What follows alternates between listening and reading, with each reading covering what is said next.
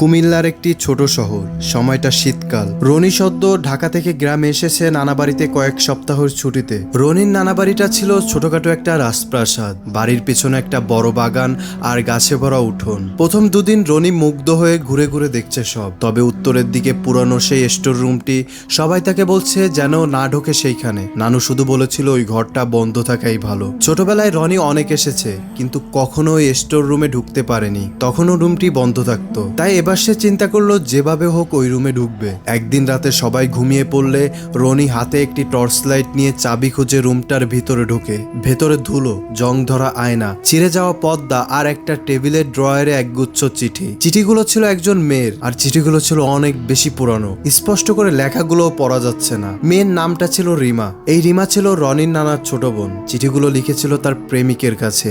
তার কথাই বোঝা যায় তাদের সম্পর্ক পরিবার মেনে নেয়নি, তাই সে গলায় ফাঁস দিয়ে আত্মহত্যা করেছিল ওই রুমটিতে। রনি একটার পর একটা চিঠি পড়তে থাকে। রিমা তার জীবনের শেষ মুহূর্তে সে সব লিখে রেখেছিল ওই চিঠিতে। এইসব পড়তে পড়তে হঠাৎ রনি খেয়াল করে ওই রুমের ভিতর কেউ একজন পা দাবাচ্ছে।